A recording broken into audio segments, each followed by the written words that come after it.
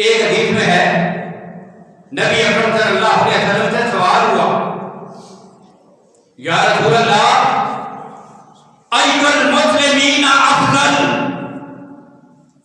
آقا سب سے افضل مسلمان کون ہے؟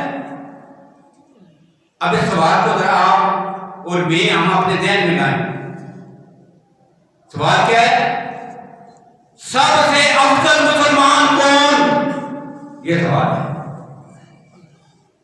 اب یہ سوال مجھ سے ہو، یہ سوال آپ سے ہو، یہ سوال آپ کے سامنے کسی سے ہو،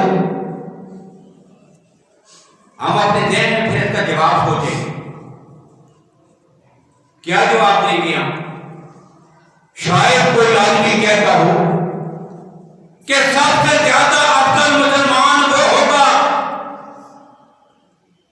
جو ہر وقت پر مسجد میں نظر آتا ہو، نمازیں بہت زیادہ پڑھتا ہے، اس کی پیشانی پر سجدوں کے نشان پڑ گئے ہیں، ہم شاید اس کو سب سے افضل کہیں گے۔ اپنی سوچ ہے،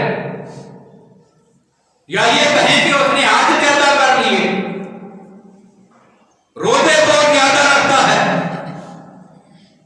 صدقہ و خیرات زیادہ کرتا ہے۔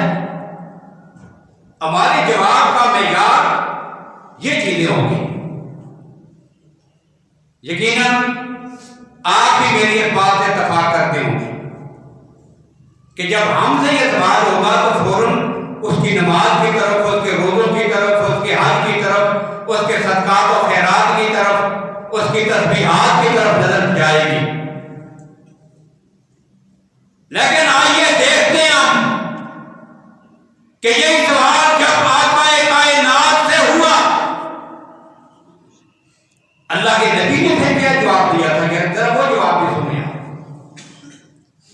اللہ کے نبی نے کسی نماز کا ذکر نہیں کیا، کسی روزے کا، کسی زکات کا، کسی حج کا، کوئی ذکر نہیں۔